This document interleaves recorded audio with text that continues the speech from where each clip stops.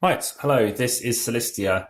This is a game I know that the Dice Tower chap Z Garcia happens to enjoy. This is a game that takes about half an hour, which is pretty much spot on. It's a game for ages 8 plus. It's 2 to 6 players. It's a steampunk themed game. And if you take a look at this, you can easily see why. Very, very interesting, and it spins around. That is basically our airship, let's call it. So it's a push your luck game whereby we're looking to potentially get all the way up to, say, maybe 25 victory points. You will be getting points per round if you stay on the ship or choosing when you choose to get off the ship. And the aim is to get to 50 victory points in a round, or by the time you hit 50, you declare, the round will then end, and you can be the winner. Now, you can play a shorter variant, which is to 40. People will be getting cards each. You start off with 7, so 3, 4, 5, 6, 7. As an example, showing what you can get. You choose who starts. You lay out all these things down here. You plonk that on there. You place out tiles just representing who the players are. Let's just chuck them all out for now. And as you can see, quite a good variety of colours. Good old purples in there. And you can chuck out one of these things too, which makes no real difference. It's just so we know who's which colour. But they've all got the same thing on it. Now, what they do have on there is a relation to how frequent a certain colour comes up, such as blue. So this needs to go back in here. There's little paste ups we printed off, and lets you tell you certain things about power cards. They let you do certain things. So the last thing we need to do as well, another last thing, is chuck out some cards. So these are going to be in numerical order. So these are the 25 ones. So you're going to get 25 victory points if you manage to come off at this location. This one is 20. So it's exactly 25 or 15. This one, again, is that one there. 20. Now this is when it gets interesting because you have the plus symbol. So you could get 12 or you could get 15. So some of them worth a bit more. Okay. And then we got this one over here. So this should be 9. Yep. But it's 9 plus. So you could get 12. So you can always get some of them. I think it's 2 out of 6 approximately. 1 in 3 approximately will give you slightly more victory points. So that one is, in this case, give you 12. 1, 2, 3. Yeah, so sometimes they can give you a lot more. So there are, let's have another look at these cards. Sometimes they're giving you fewer. That could be something different. So for 6, yeah, we have a 12, we have a 6, we have a 9, a 6, 6, and another 9. So yeah, normally have another 9, a 6, and a 6. And a special card, which I haven't seen before, but it looks like you get to re-roll your dice, or divisible thing. So that goes there.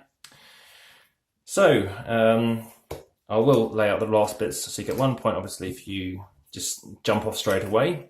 That might be relevant and reasonable, because you've got very few cards, you can't do what I'm about to show you. We've got these ones down here, which are predominantly going to be if you get off at 2. And then you got these ones here, if you get off at 4. So, starting on your turn, you're going to have 7 cards. You then, if you're starting, are going to roll 2 dice. If you're the captain, you must go ahead with the mission. So you roll 2.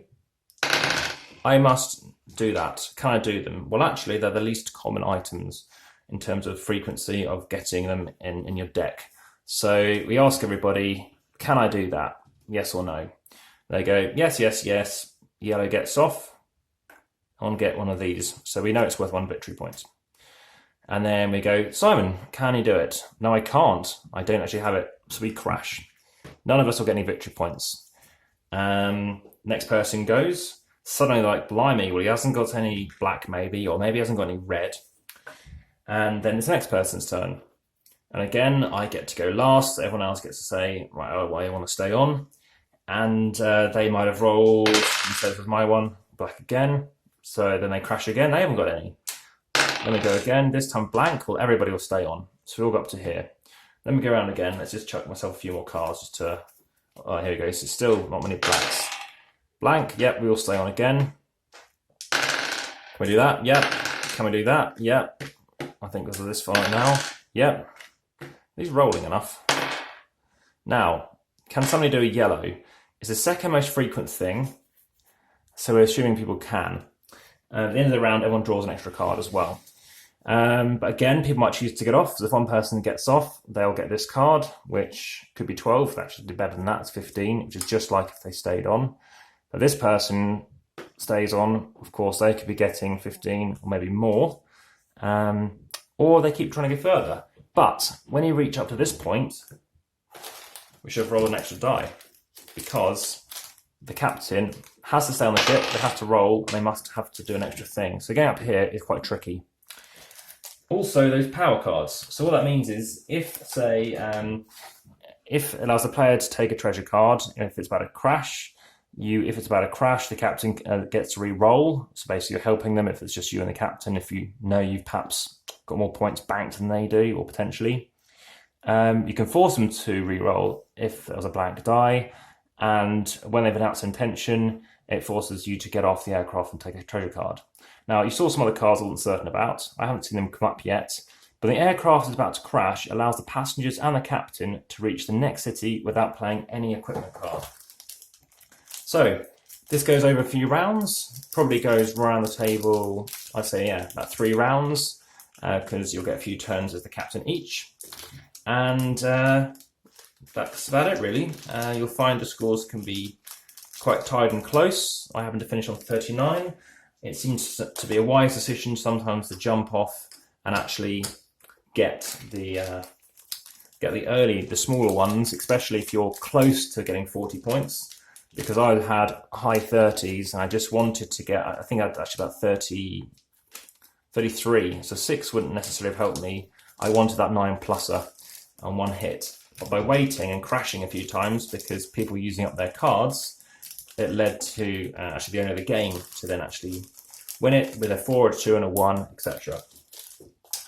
So that is Celestia. It's pretty swift to explain. You're basically seeing if your cards match what you need to do, and then choose if you want to get off or stay on. It is that push your luck, obviously. If you don't know what anyone has, you can see what they start to have. But yeah, it's a light game, definitely. Some of these I think are in the wrong order. So we'll ways in a second, but as always, we'll see how long it takes to pack the game away as well, and how to do that. So getting those cards that I hadn't seen before, I'm pretty sure you only get at the lower levels. And it seems that when you do get that card, it allows the passengers and the captain to reach the next city without playing any equipment card. So, being at Push Your Luck, a game that I haven't actually done a video for yet, is one of my favourites, and that is Port Royal. So I'm planning to do that one as well soon. Everything fits very neatly in the box. Having said that, I don't think it needs some of these bits and pieces though. So you can stack it up. As you can see, it's a relatively small box, which makes sense. And there's no board, I'm just playing on the table. So everything goes away. In fact, I think that should have gone in here. And I'm hoping that fits on there. Yeah. Okay, so that is Celestia. And especially if you like steampunk, I think this is the kind of game that you want to be checking out. And it's yeah, escapist kind of game, not very heavy. It's a bit too light for me personally, but 582 grams if you want to try exploring the hidden worlds of the air above the land, let's say. Thank you very much, and check you for the next one. Bye bye.